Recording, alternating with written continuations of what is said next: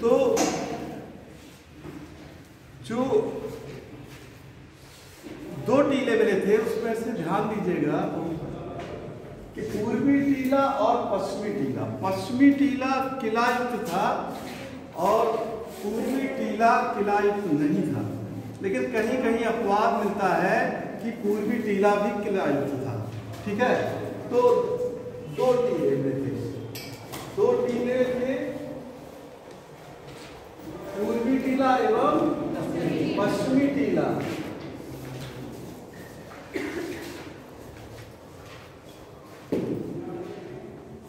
पश्चिमी टीला अधिकतर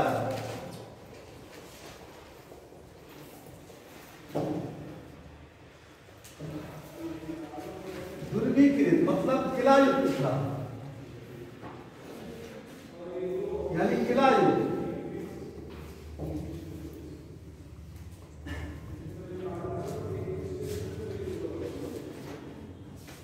पश्चिमी टीले पे ज्यादातर बड़े बड़े भवन बने थे। ठीक है, यानी उन भवन को देखकर यही अनुमान लगाया जाता है कि वहां पर राजा महाराजा यानी बड़े वर्ग रहते थे। ठीक है, और पूर्वी टीले में सामान्य लोग रहते थे। ठीक है, मध्यम वर्ग के लोग रहते थे। ठीक है, जो अनुमान लगाया जाता है टीलों को देखकर, जो वहां के इमारतें बनी हुई हैं, उन इमारतों को बनावट के आधार पर ये पता लगता है कि पूर्वी टीले में सामान्य लोग रहते थे और पश्चिमी टीले पे क्या कहते हैं, जो बड़े वर्ग रहते थे। ठीक है, कुछ अपवाद इसमें है। हमने बताया कि पश्चिमी टीला ही ध्रुवीकृत था। ठीक है, लेकिन दो स्थल ऐसे हैं जहां पर क्या कहते हैं, दोनों लोथल और सुरकोटा, वहां पर पूर्वी टीला भी क्या कहते हैं, ध्रुवीकृत था। लोथल एवं सुरकोटा दोनों के पूर्वी टीला ध्रुवीकृत थे। एक ऐसा स्थान था जहां किलायुक्त था ही नहीं, कौन था, चनुद्रो। ठीक है, चनुद्रो किलायुक्त नहीं था।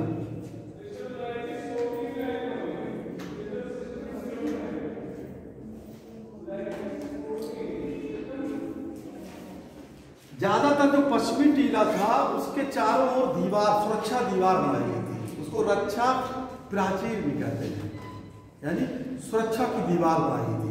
कालीबंगा एक ऐसा स्थान था कि जहां पर दो टीलों की जगह नहीं, एक ही टीले पे पूरा बना था। तो कालीबंगा में चारों तरफ एक ही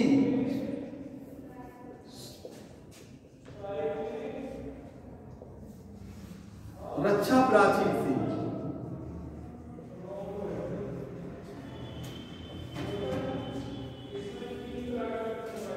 कालीबंगा है, ठीक है, वो उसके तरफ एक ही, यानी एक ही टीला था, उसके चारों ओर पूरा रक्षा प्राचीर। रक्षा में प्राचीर का मतलब होता है कि चारों तरफ दीवार थी। ठीक है, एक ही टीले पे। यहाँ दो टीला कहने का मतलब, जैसे आप इस कमरे में रह रहे हैं, बगल का कमरा है, तो एक टीला हो गया और वो दूसरा टीला हो गया। ठीक है, इसको मान लीजिए पूर्वी टीला और वो क्या हो गया, पश्चिमी टीला हो गया मान लीजिए। तो हमने बताया कि ज्यादातर कौन सा टीला ध्रुवीकृत था, पश्चिमी टीला, पूर्वी टीला नहीं था। लेकिन दो स्थान ऐसे थे जहां पूर्वी टीला भी ध्रुवीकृत था।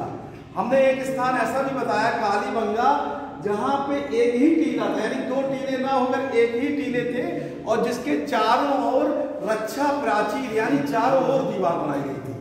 ठीक है, तो नगर योजना जो वहां की थी, हम कल बता भी चुके थे कि चारों तरफ सड़कें ऐसे थे, समकोण। ठीक है, समकोण की तरह चारों ओर सड़कें थी। ठीक है, जो मकान बने हुए थे वो सड़क के किनारे तो बने थे, लेकिन मकान का जो दरवाजा था, जैसे ये कमरे का हम दरवाजा मान लेते हैं, एक गली गई है, तो ये दरवाजा गली की तरफ खुला। अगर ये सामने रोड गई है इधर पे, तो रोड पे दरवाजा ना खुलने के यहाँ, तो ये बनावट क्या किसकी थी? सिंधु घाटी सभ्यता की। ये इसका आकार था इस तरीके से, ठीक है। वहां पे उस समय आज के लगभग 4,500 साल पहले लगभग, ठीक है, 4,500 साल पहले भी नालियां बनाई गई थी। नालियां को ढकने का स्थान, ढक्कन बनाया गया था। तो कहने का मतलब है कि सिंधु घाटी सभ्यता के जो लोग थे वो कितने उस समय उनका जो मस्तिष्क था कितना विकसित रहा होगा कि कैसे साफ सफाई का प्रबंध कैसे करना चाहिए और कैसे अपनी सुरक्षा को बनाना चाहिए, ठीक है। अब हम आते हैं यहाँ के राजनीतिक जीवन को, ठीक है। राजनीतिक जीवन के बारे में हमने कल भी बताया था, जो वस्तुएं वहाँ पे मिली हैं उसी आधार पर हम ये अनुमान लगा सकते हैं कि वहाँ पे राजनीतिक जीवन क्या था, ठीक है। राजनीति ज्यादातर वस्तुएं बनी हुई थी और वस्तुओं का आदान प्रदान होता था। तो जो वस्तुओं का आदान प्रदान करता है उसको क्या कहते हैं? मतलब वो कौन वर्ग आता है? व्यापारी वर्ग। अगर एक क्वेश्चन आ जाए कि सिंधु घाटी सभ्यता में किसका प्रभुत्व था, तो व्यापारी वर्ग का प्रभुत्व था, ठीक है। वहां ये नहीं कहेंगे कि राजा कोई था कि ज्यादा राजा, क्योंकि कोई ऐसे युद्ध के सामान नहीं मिले हैं कि युद्ध के सामान को हम देख के ये कह सकते हैं कि वहां कोई राजा का ज्यादा। जो वस्तुएं देखने के बाद ये पता चलता है कि वहां पर व्यापारी वर्ग का सबसे उच्च स्थान था। अन्य छोटे भी वर्ग थे, ठीक है, क्योंकि कहीं कहीं मकान के बाहर जो मकान बने थे उनके बाहर ऐसे वर्गों का भी उल्लेख मिलता है कि वो लोग गरीब वर्ग रहते थे जो मजदूरी का कार्य करते हैं। हड़प्पा में भी मजदूरों के आवास मिले हैं, ठीक है। हड़प्पा में जो मकान मिला है उसके बाहर छोटे छोटे कमरे मिले हैं। उन कमरे के किनारे चबूतरे मिले हैं। उन चबूतरों से देखने से ये महसूस होता है कि यहाँ पे अनाज की पिसाई होती थी और उस अनाज की पिसाई का कार्य क्या कौन करता था? कुम्हार लोग करते थे, ठीक है। तो वो श्रमिक वर्ग करते थे, ठीक है। तो राजनीतिक जीवन एक सीधे हम लोग कह सकते हैं कि उसमें कई वर्ग थे, लेकिन राजनीतिक जीवन में सबसे ज्यादा प्रभाव होता वह व्यापारी।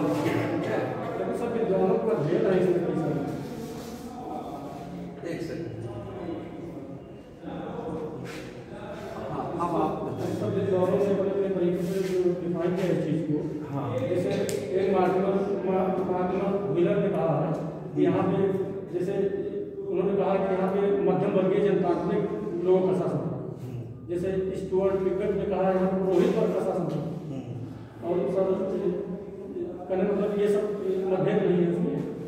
देखिए, हम किसी सबको कहते हैं, ठीक है, हमने कह दिया कि ये चीज नहीं है, तो हमने किससे कहा? अपने शब्दों से कहा। चलो लिखित मिला भी है, लोग उसको महत्व भी दे रहे हैं अपने तरीके से। आपने अपनी बात की, मेरी भी बात सुनेंगे। आपने एक समय कहा कि मार्टिमर व्हीलर ने कह दिया, तो जो मार्टिमर व्हीलर ने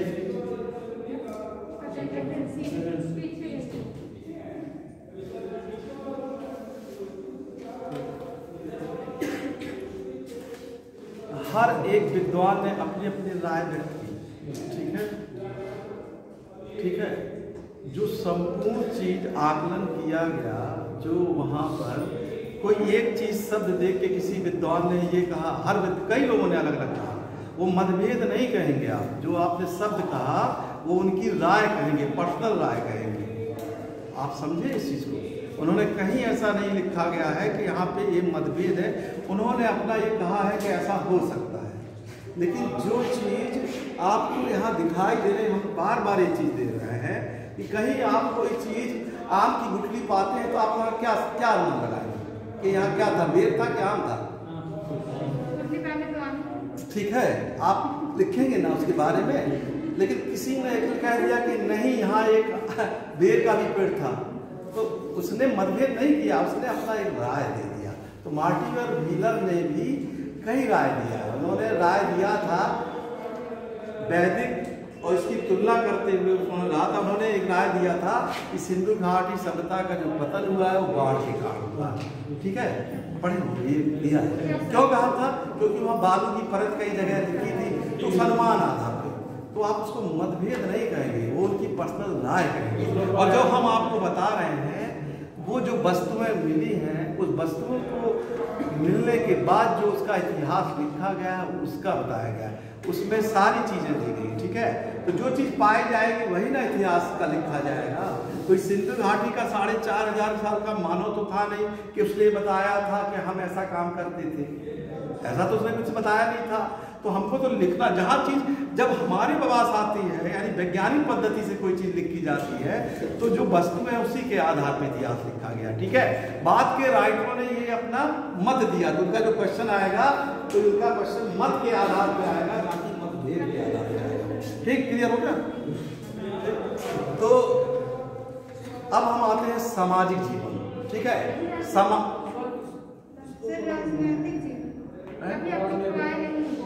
क्या चीज? इसको लिखवा दे राजनीतिक जीवन का, थोड़ा सा लिख लीजिए, थोड़ा सा, क्योंकि हम कल भी बता चुके हैं कि ये सिर्फ 2 दिन चलेगा। इस 2 दिन में हमको ये सिंधु घाटी सभ्यता का पूरा पाठ खत्म करना है। ठीक है, हम कैसे बात बताएंगे? तो कहने का मतलब ये है कि जो है ठीक है, तो कहने का ये मतलब है कि यहाँ पे आपको जो इम्पोर्टेंट है उसी आपको बताया जाता है कि क्या इम्पोर्टेंट चीज़ है। इसमें बताने के लिए बहुत सारा समय है। ठीक है, तो इसमें आप लोग लिख लीजिए एक लाइन, राजनीतिक जीवन से क्या बहुत इम्पोर्टेंट क्वेश्चन जो हमने अभी बताया है, लिख लीजिए कि सिंधु घाटी सभ्यता में के अंतर्गत बड़िक वर्ग, जिसको बड़िक यानी व्यापारी वर्ग, बड़िक वर्ग अर्थात व्यापारी वर्ग का उच्च स्थान था।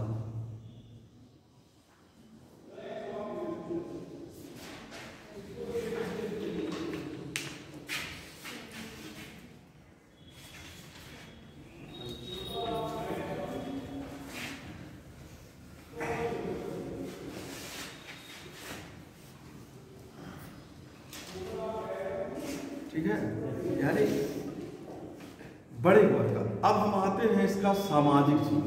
ठीक है, सामाजिक जीवन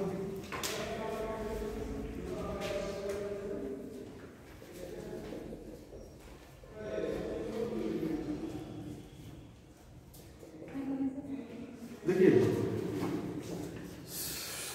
सिंधु घाटी का सामाजिक जीवन जो अधिकतर वहां पर मूर्तियां मिली हैं वो महिलाओं की मूर्तियां हैं। उसको देखने से ये लगता है कि वो जो समाज था मातृ प्रधान समाज था। मातृ प्रधान कहने का मतलब है कि वहाँ महिलाओं को बहुत सम्मान था।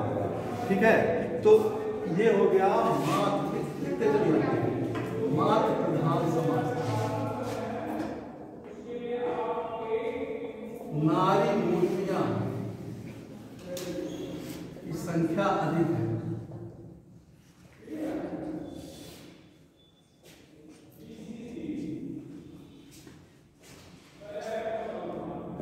जो नारी मूर्तियां हैं उसकी संख्या अधिक है।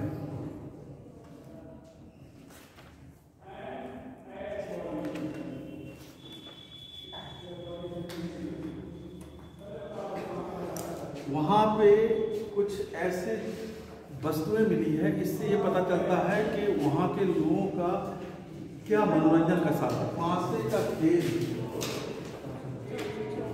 पांसे का खेल, हाँ, पांसे का खेल और नृत्य प्रमुख मनोरंजन के साधन थे।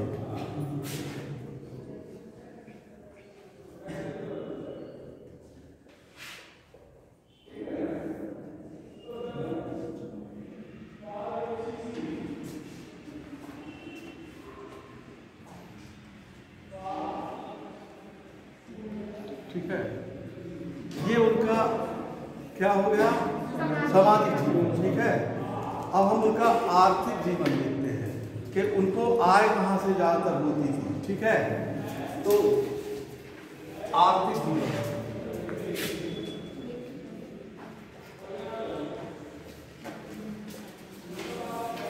देखिए, सिंधु घाटी सभ्यता का समझ लीजिए। आर्थिक जीवन ज्यादातर व्यापार, कृषि एवं पशुपालन पर निर्भर है। सिंधु घाटी सभ्यता का आर्थिक जीवन व्यापार,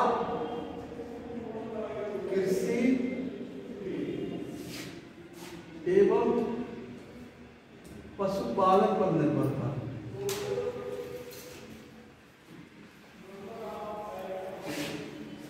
व्यापार विनिमय के माध्यम से होता था।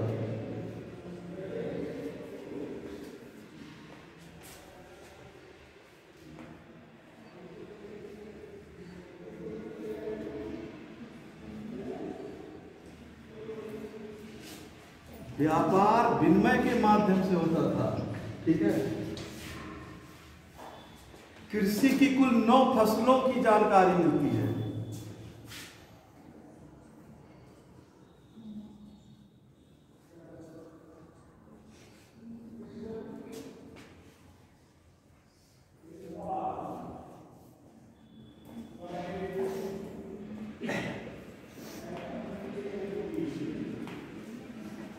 सर्वप्रथम सिंधु घाटी सभ्यता में कपास का उत्पादन की शुरुआत हुई। सर्वप्रथम सिंधु घाटी सभ्यता में कपास के उत्पादन की शुरुआत हुई।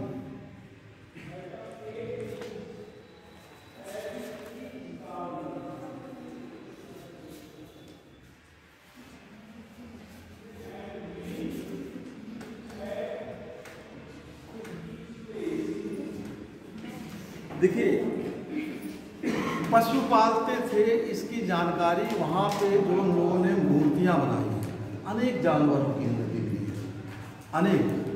तो क्वेश्चन तो ये आएगा कि कौन से जानवर, ये पूछा जाएगा तो अधिकतर जानवर की, लेकिन कुछ ऐसे जानवर हैं जिनकी मूर्ति नहीं मिली है।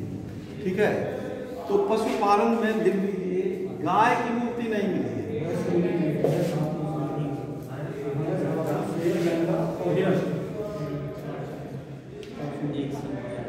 पशुपालन, गाय की मूर्ति नहीं मिली है, गाय की मूर्ति नहीं मिली है।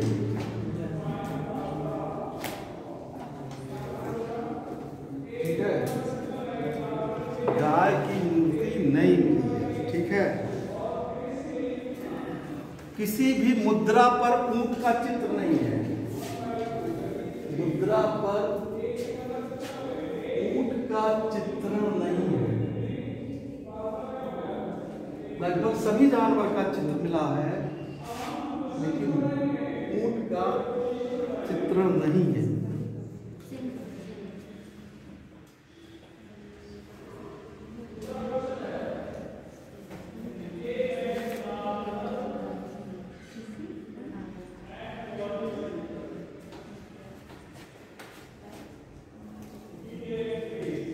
इनके अब हम कला पे आते हैं। ठीक है, कला का मतलब होता है कि इन्होंने बहुत सी चीज़ों को कलात्मक रूप से बनाया। ठीक है, कई मूर्तियाँ पत्थर की बनाई, धातु की बनाई और कांसे की मूर्तियाँ बनाई। ठीक है, तो सिंधु घाटी का पहले हम लोग देख लेते हैं, इसका धार्मिक जीवन देख लेते हैं। राजनीतिक हो गया, सामाजिक हो गया, आर्थिक हो गया, धार्मिक जीवन।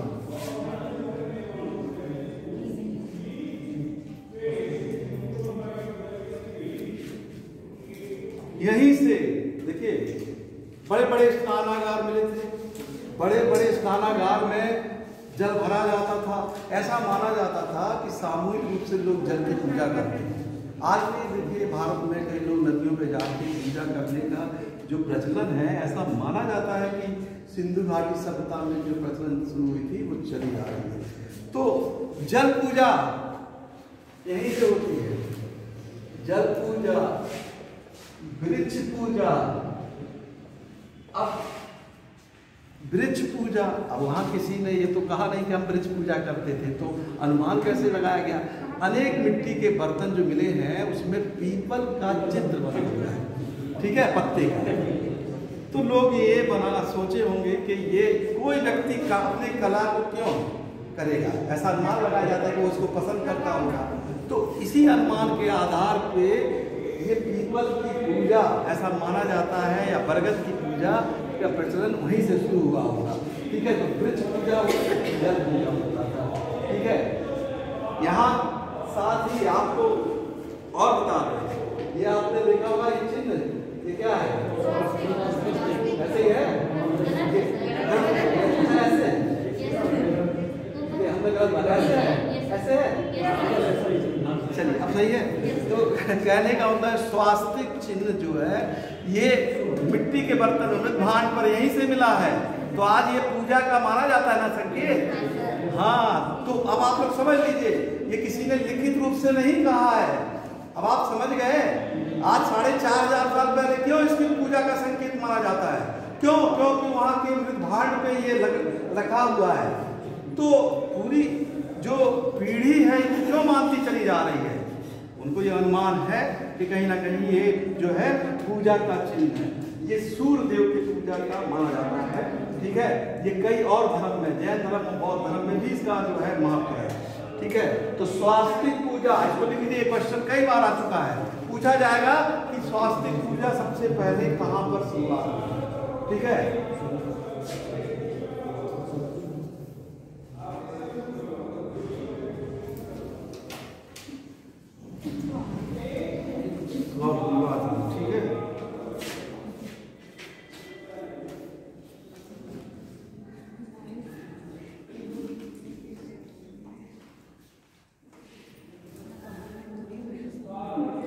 पशु पूजा तो होती ही थी, पशु पूजा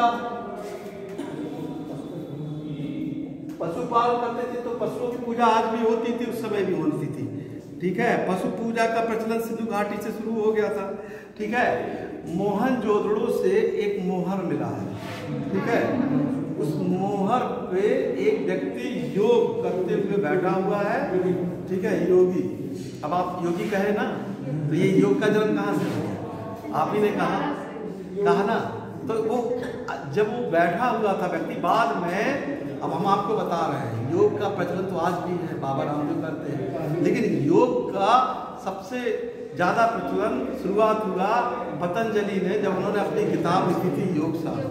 शुंग वंश के काल में, पुष्पित शुंग के काल में पतंजलि निवास किया करते थे, उन्होंने ही अपने योग को का उल्लेख अपनी पुस्तक में किया जाता, ठीक है।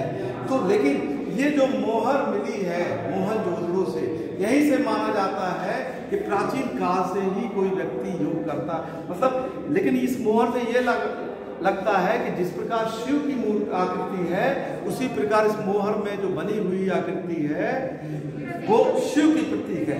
तो इसीलिए कभी कभी सैंधव धर्म में ये माना जाता है कि वहां पर शिव की पूजा होती है आदि होती है, ठीक है, समझ में आया। तो ये क्वेश्चन भी आता है कि मोहनजोदड़ो में जो मोहर मिली हुई है, उस मोहर में दाहिने तरफ कौन सा जानवर है, बाएं तरफ, इसको लिखवा दीजिए, शेर और हाथी लिख दीजिए। मोहनजोदड़ो से प्राप्त मोहर में दाहिने तरफ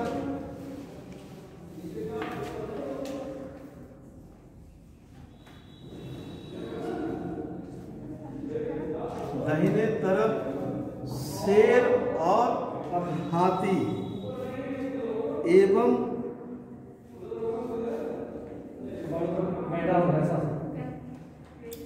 बाएं तरफ गैंडा और भैंस की आकृति बनी हुई है।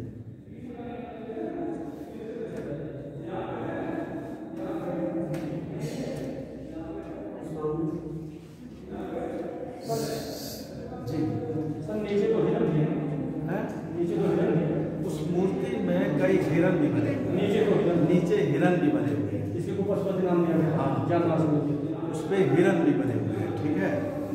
लिख लीजिए, सिंधु घाटी सभ्यता में से नाग पूजा के भी साक्ष्य प्राप्त होते हैं।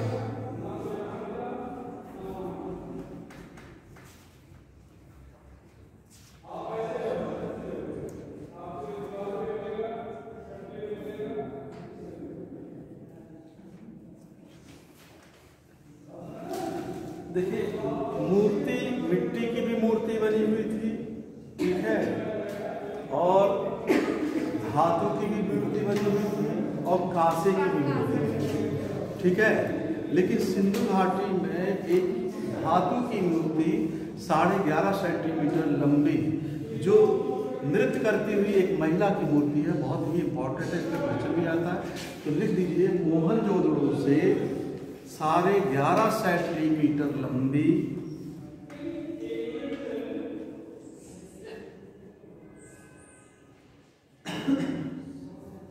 नर्तकी की मूर्ति प्राप्त हुई है।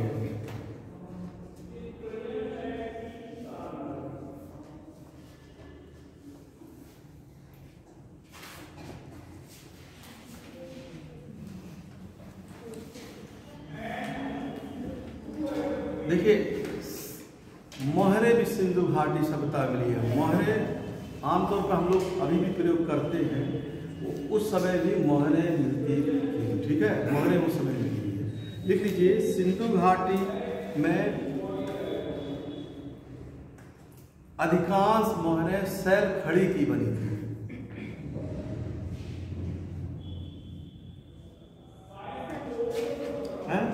सैल खड़ी की बनी थी।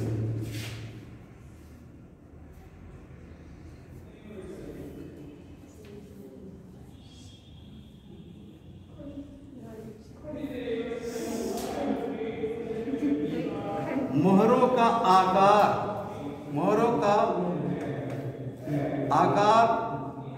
वर्गाकार, गोलाकार एवं आयताकार आकार था। वर्गाकार, गोलाकार, आयताकार था। सबसे अधिक मोहरे वर्गाकार थी। इसको लिखिए, बहुत इंपॉर्टेंट है। सबसे अधिक मोहरों की जो बनावट थी वह वर्गाकार थी।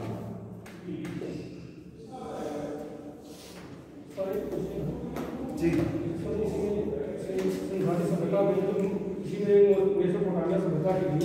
बेलना का आकार की मोहरें भी मिली हुई है कालीबंग में, राजस्थान।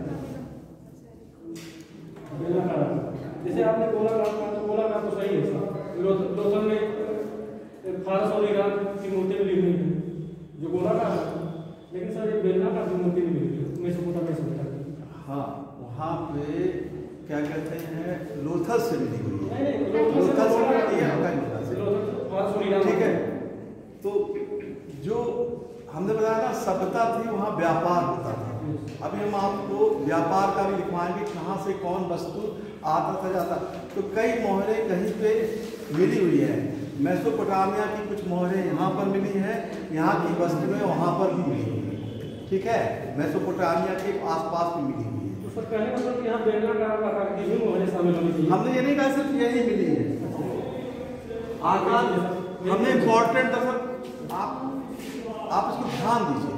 अगर जब हम ये दिखाते हैं कि केवल वर्गाकार आयताकार मिली है, तब अब आपको बता दें गोलाकार भी मिली है, बेलना अंडा आकार भी मिला है, बेलनाकार, अंडा आकार, ठीक है, ये कई प्रकार की मिली हुई है। चूंकि शॉर्ट करके बताया जा रहा है, इसलिए शॉर्ट करके लिखा गया है, ठीक है। ये अब सिंधु घाटी की जो सर्वाधिक मोहरें क्या थी, सैल खड़ी की बनी हुई थी, ठीक है। कुछ मोहरें तांबे, लिख लीजिए, लोथल और देसलपुर से तांबे की मोहरें मिली है।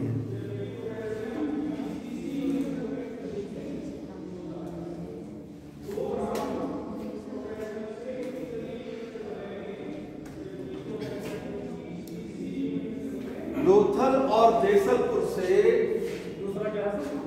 लोथल एवं देसलपुर, हाँ ये गुजरात में, देसलपुर से तांबे की मोहरें मिली है।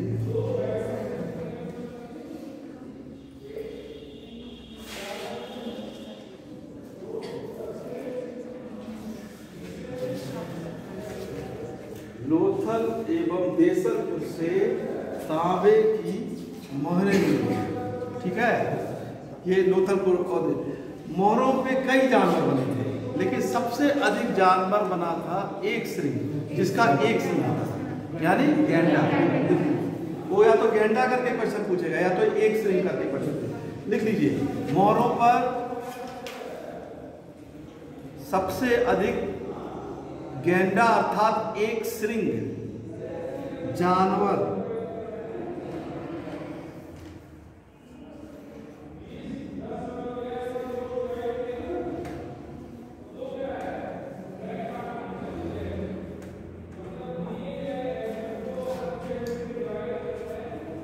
की आकृति बनी हुई है।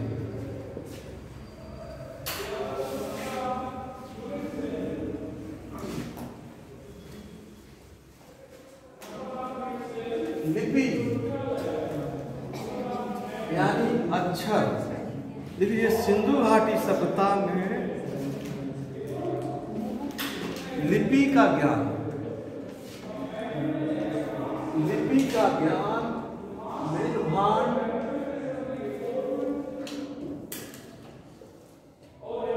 कुल्हाड़ियों, मोहरों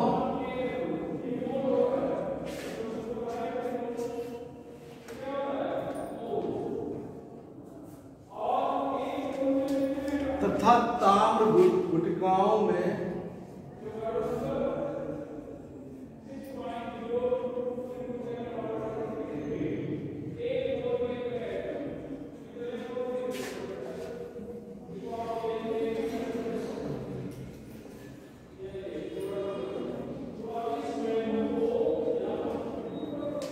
तथा ताम्र गुटिकाओं में मिलता है। ताम्र गुटका मतलब होता है कि तांबे का बना हुआ कोई वस्तु है, धातु का कोई वस्तु है, उसमें लिपि लिखते हैं, ठीक है। तांबे का कोई भी जो है एक चौकोर टाइप का होगा, उसमें लिपि है। ये क्वेश्चन पूछा जाएगा कि अपनी लिपि कहाँ से मिली है, तो ये आपको निर्माण यानी मिट्टी के बर्तन में, कुल्हाड़ी पर, मोहरों पर, ठीक है। ये क्वेश्चन जरूर आता है। ज्यादातर जो लिपि थी उसकी जो लिखने का तरीका था उसको क्या कहते हैं, पिक्टोग्राफ। पिक्टोग्राफ मतलब चित्राक्षर, मतलब जो है वो इस तरीके से है, मान लीजिए इस तरीके से है, ये इस तरीके से, ऐसा मन लगता है कि ये कोई अक्षर नहीं लिखा गया है, ऐसा लगा कोई चित्र बनाया गया है, ठीक है। तो देख लीजिए सिंधु घाटी की लिपि एक प्रकार की पिक्टोग्राफ थी। सिंधु घाटी की जो लिपि थी वह पिक्टोग्राफ या अर्थात चित्राक्षर के रूप में थी।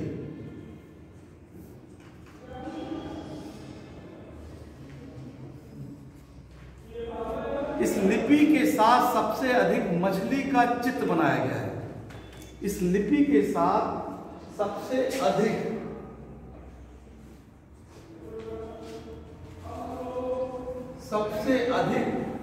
मछली का चित्र बनाया गया है।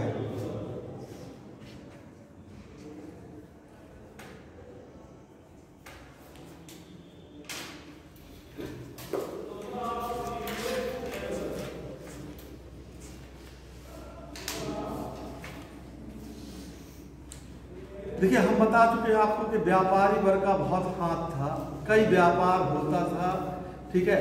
तो सिंधु घाटी सब के लोग कई धातुओं का आदान प्रदान करते थे। तो ये क्वेश्चन पूछा जाता है कहाँ से कौन सा धातु मंगाते थे और कहाँ निर्यात करते थे, ठीक है।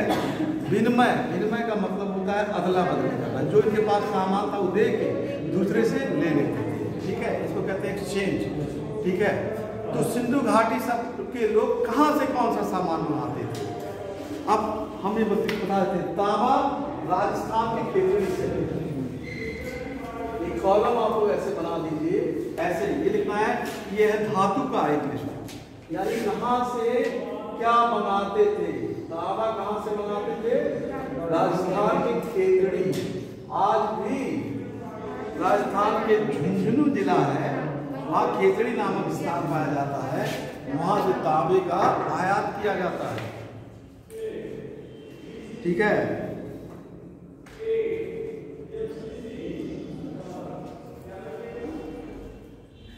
चांदी अफगानिस्तान से,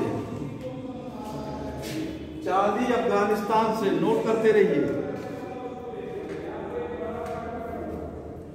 गोमेद, गोमेद एक धातु होता है, ठीक है। हाँ, गोमेद एक स्टोन होता है, पत्थर होता है, वो गुजरात से। सोना कर्नाटक के कोल्लार खान से।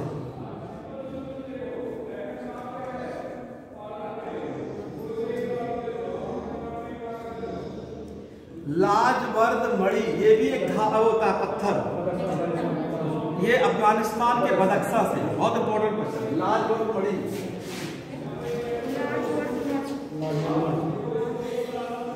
ये बदख्शा, ये कहाँ पे? अफगानिस्तान में।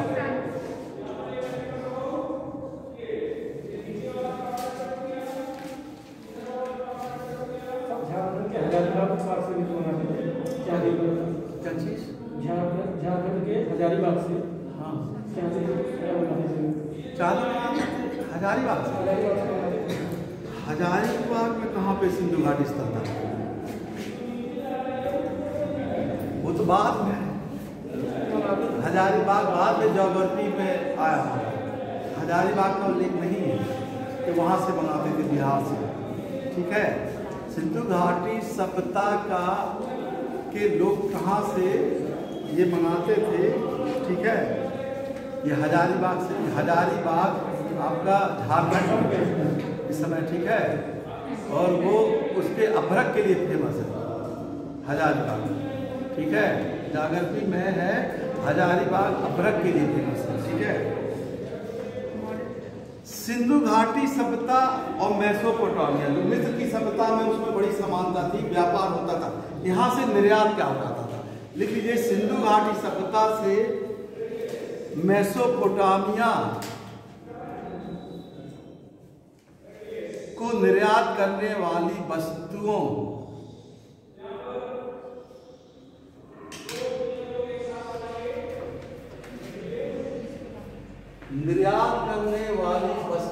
में सूती वस्त्र,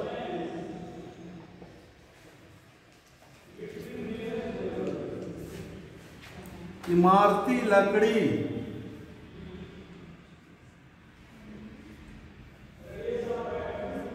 हाथी का दांत एवं पशु पक्षी प्रमुख थे।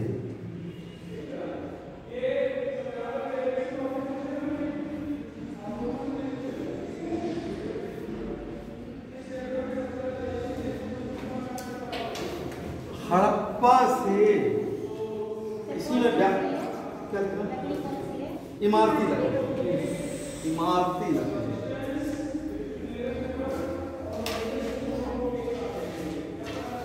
आप लोग दिखाई दे रहा है? लिख लीजिए, हड़प्पा से, हड़प्पा से खानेदार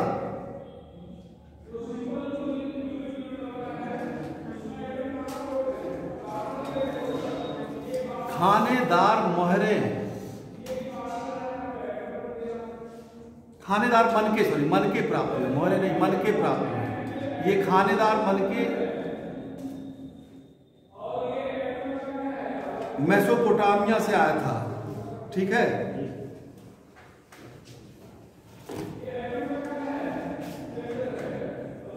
लिख लीजिए, सिंधु घाटी एवं मेसोपोटामिया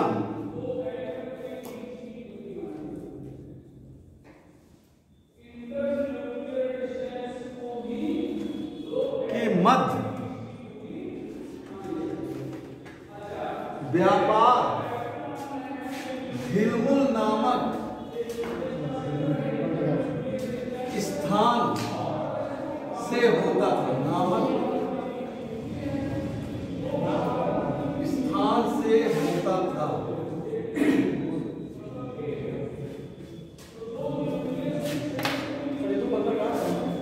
हाँ, ये बंदरगाह है।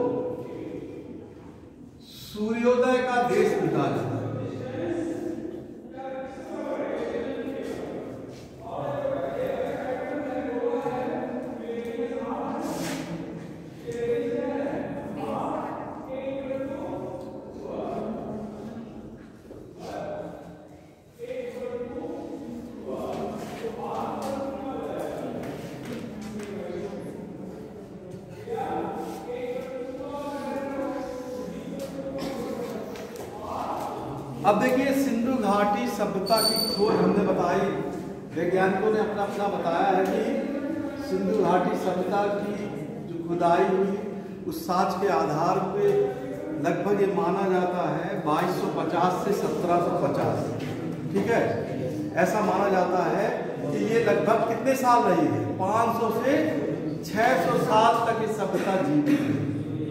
बाद में सभ्यता का पतन हो गया, यानी वो लोग चले गए, कोई दूसरे लोग, ठीक है। सभ्यता का मतलब होता है कि रहन सहन का तरीका, कार्य करने का तरीका, जीवन के शैली में क्या हम लोग कार्य करते हैं क्या नहीं, और हम लोग का क्या उद्देश्य होता है, उसको सभ्यता कहते हैं, ठीक है। तो उस सभ्यता में जो तरीका था बाद में बदलाव हुआ, एक नई सभ्यता का जन्म हुआ। तो इस सभ्यता का पतन कैसे हो गया, ये सभ्यता खत्म कैसे हो गई, तो अनेक विद्वानों ने अपना अलग अलग मत दिया है, ठीक है। किसी विद्वान ने कुछ कहा, किसी विद्वान ने कुछ कहा, ठीक है। लेकिन ज्यादातर विद्वानों का ये मानना है कि सिंधु घाटी सभ्यता का पतन बाढ़ के कारण। क्यों बाढ़ के कारण? क्योंकि नदियों के किनारे ज्यादा स्थल है, ठीक है। नदियों के किनारे ज्यादा स्थल होने के कारण इस सभ्यता का जो पतन हो गया है बाढ़ के कारण, ठीक है। इसमें मार्शल, मैके और व्हीलर, ये तीन लोग क्या कहते हैं, बाढ़ के कारण, ठीक है। इन्होंने मार्शल, मैके और व्हीलर महोदय जो आप कह रहे थे, एक चीज और उन्होंने कहा था, उन्होंने सिंधु घाटी सभ्यता के पतन के लिए इंद्र भगवान को जिम्मेदार बताया गया है, ठीक है, कि इंद्र भगवान ने इंद्र भगवान को माना जाता है कि उन्होंने कई खंभों, मकानों को ध्वस्त करने वाला उनको कहा जाता है। सिंधु घाटी सभ्यता के कई मकान बाद में टूट गए थे, और इसके बाद जो सभ्यता आती है वो वैदिक सभ्यता आती है। वैदिक सभ्यता के जो सबसे महत्वपूर्ण देवता वो थे, वो इंद्र थे। तो एक श्लोक में ये लिखा गया था कि इंद्र को हजारों स्तंभों को तोड़ने वाला कहा गया। तो सिंधु घाटी में कई मकान थे, वो टूटे हुए थे। तो मार्टिन व्हीलर ने अपना मत दे दिया कि वो इंद्र को, उन्होंने यानी इंद्र को ये माना जिम्मेदार कि उन्होंने ही पतन कर दिया, ठीक है। सिंधु घाटी सभ्यता का तीसरा कारण माना जाता है जलवायु परिवर्तन, ठीक है। जलवायु परिवर्तन, जलवायु परिवर्तन क्या होता है? मौसम में, जैसे ये ठंडी चल रही है, शीतकाल चल रहा है, बहुत तेज ठंडी पड़ने लगी और या बहुत तेज गर्मी पड़ने लगी। इसके कारण क्या हो गया, अत्यधिक शीतकाल या अत्यधिक ग्रीष्मकाल के पड़ने के कारण तापमान में या तो बहुत अधिक वृद्धि हुई या तापमान बहुत गिरावट आ गया। इसके कारण जलवायु, तो इसको किसने कहा? आर्नस्टाइन और एएन घोष ने जलवायु परिवर्तन। आर्नस्टाइन और एएन घोष ने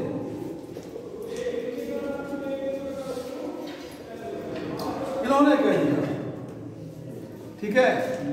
एक और कारण माना जाता है भूतात्विक परिवर्तन, यानी कि जमीन पे कोई ऐसी आपदा आ गई, घटना घट गई, इस घटना के कारण जो है सिंधु घाटी सभ्यता का क्या हुआ, पतन हो गया, ठीक है। वैसे इन सारे पतन को अगर ध्यान में देखा जाए तो विद्वानों की एक ज्यादा राय है कि बाढ़ के कारण ये जो है पतन हो गया, ठीक है। इसको ठीक है। तो ये आपका